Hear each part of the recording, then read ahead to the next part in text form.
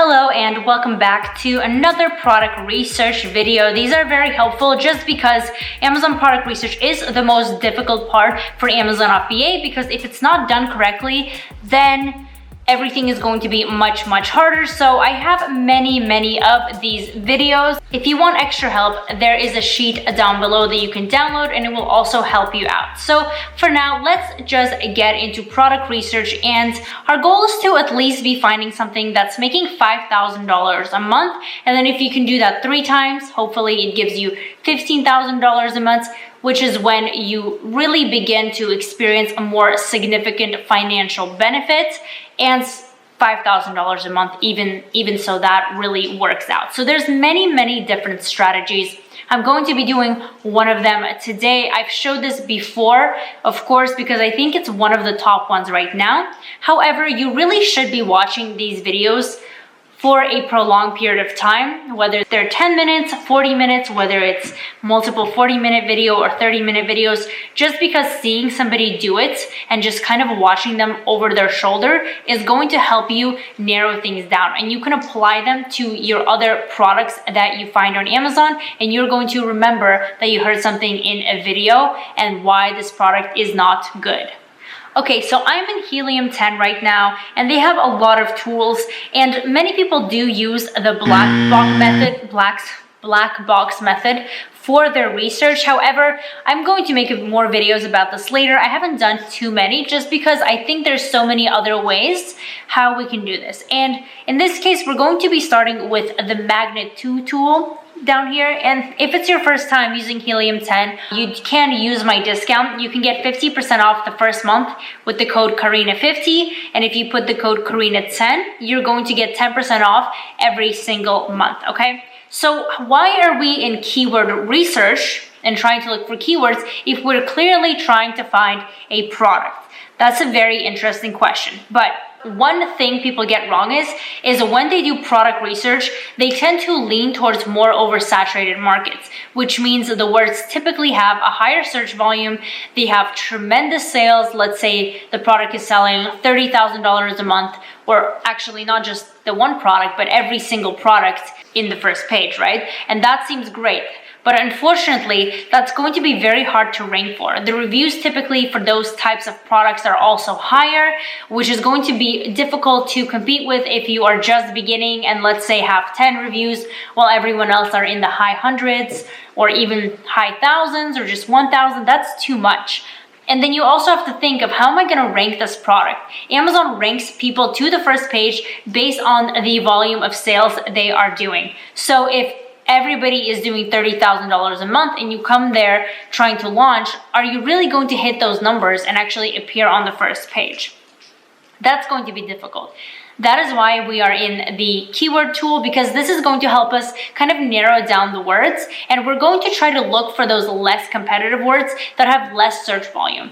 Anything kind of under 15,000 is good territory. Anything under 10,000 searches a month is quite good.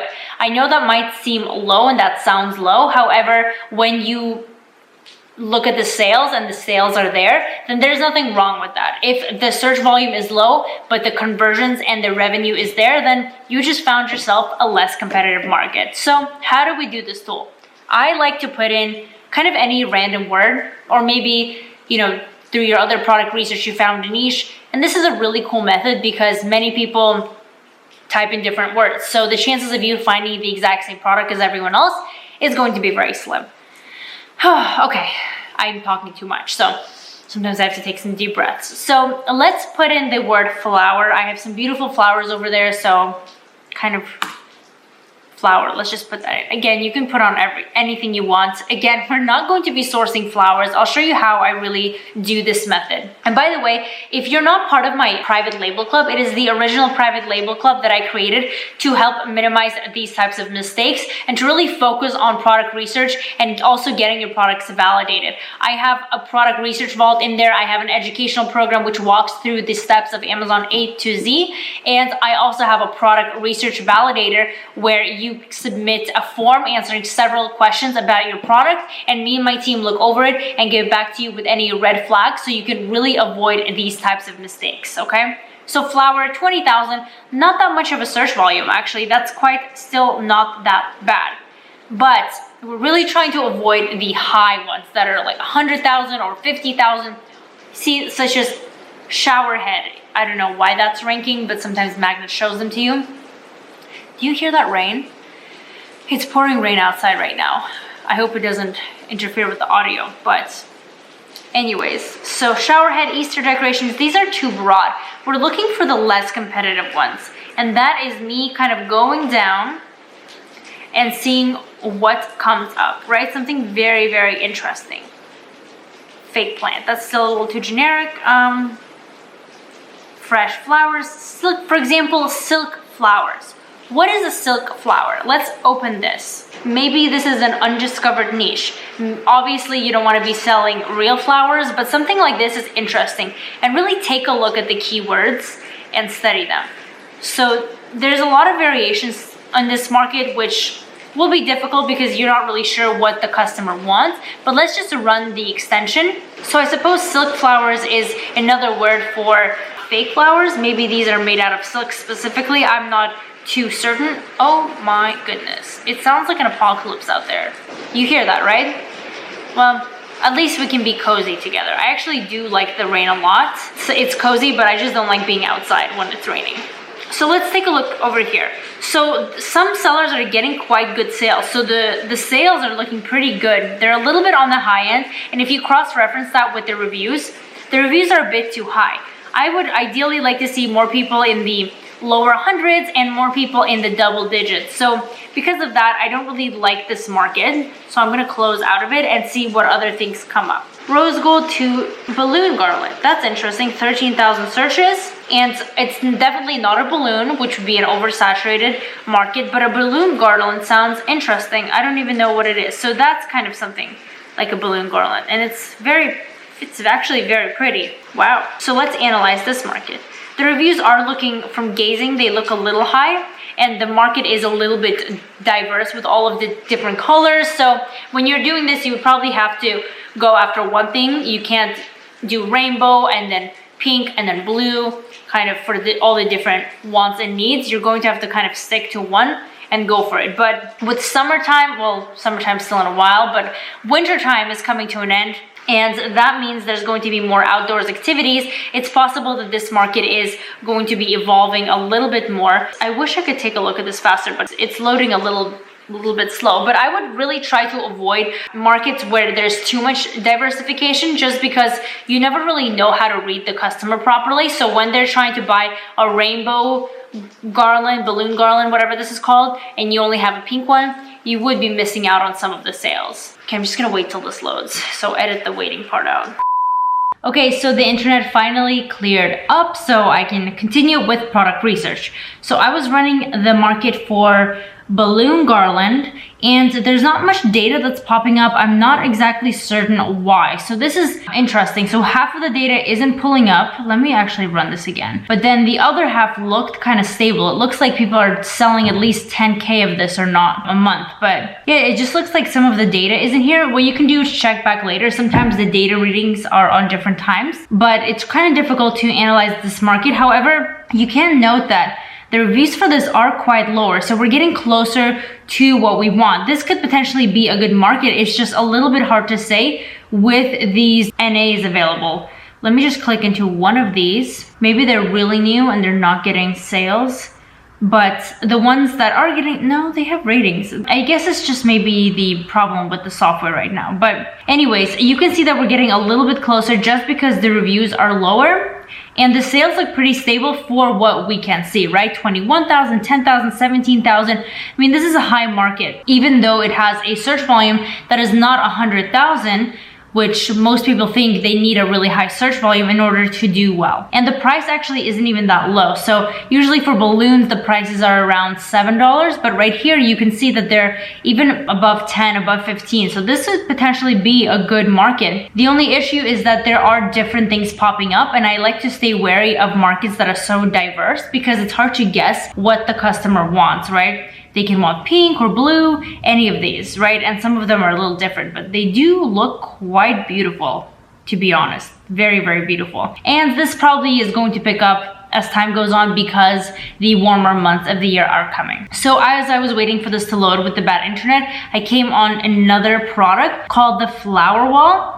And how I got this is I basically continued scrolling over here, and you can see position number 41, flower wall. It just looks kind of interesting to me, and it has 8,000 searches. So here it is. Okay, let me just reanalyze this. Why? Okay, hold on. Let me refresh the page. I'm not sure what's going on. It's possible that Helium-10 is having an issue or my internet is still not fully, but it looks like it's working with the loading. So let me run that again. Okay, there we go. Problem solved. So let's see this market and let's look at the reviews first. Reviews are quite low. This is exactly what I like to see. And you can see how well this method works because I'm not just picking such broad words that everyone else is searching. I'm not just using black box, which is what everyone else is searching. I'm trying something different. And that's really how you find markets that are not so competitive and not oversaturated, and ones that have low reviews. Because if the sales were stable for this, which they aren't too stable, this would be great. Even the price isn't too great either. So most of the people, half of them are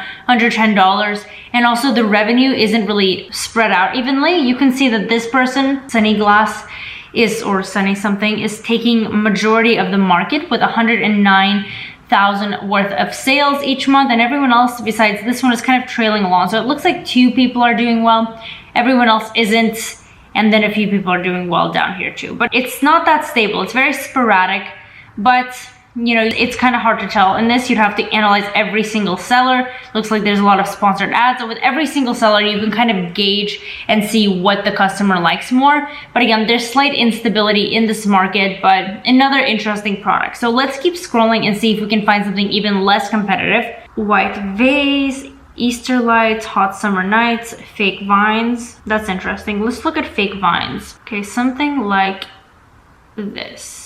Let's analyze the market. And by the way, you already know this if you watch any of my videos. I often say check the main keyword, because although we're doing this method, we never really know if this is the main keyword. It has 7,000 search volumes. It could be, but it also may not be. So how you find that out?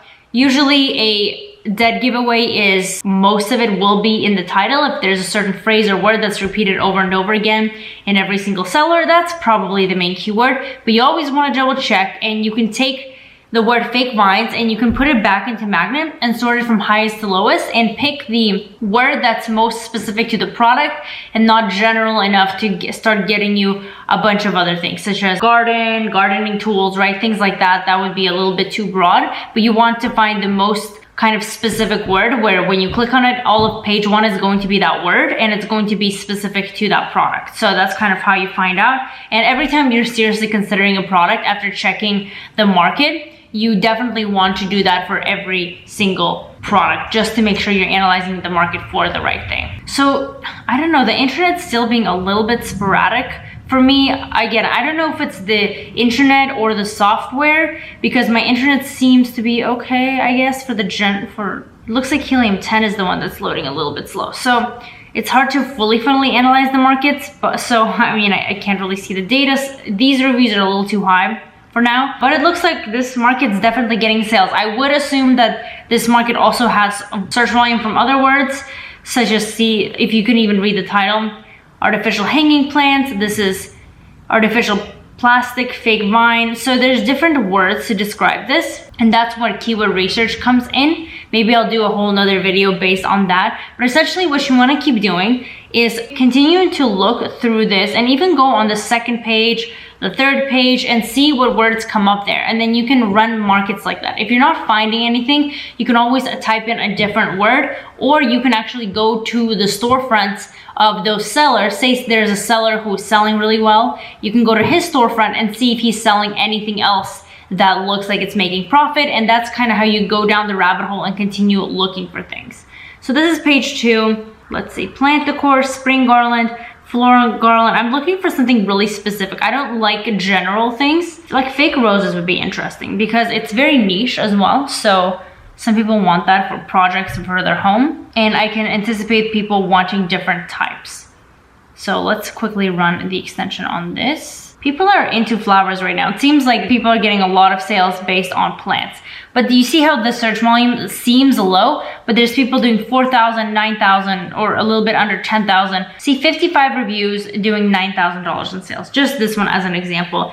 That's not too shabby. If the whole market looks like this, then that's not bad at all, because you can probably get up to 20 or 30 reviews in a few months, and then that's really going to look just as competitive as someone with 55 reviews. So you're not going to be suffering by not having the review count there. So it's loading super slow. I'm gonna do another product research video. I always do these, so when this is actually working properly. I'm not sure what the issue is, but that's not relevant, because I'm just trying to let you understand how to do product research correctly, and that a low search volume doesn't mean low sales. Yes, it can in some facts, but not always. And if you see a low search volume, don't be deterred, and still take a look at the market. If all the numbers line up, then you can go and potentially go into the product. So that's gonna be it for the video. As I mentioned, you can get your sheet down below, and also join us as a member of the PL Club. We have a weekly content. There's 24/7 support. There's a chat group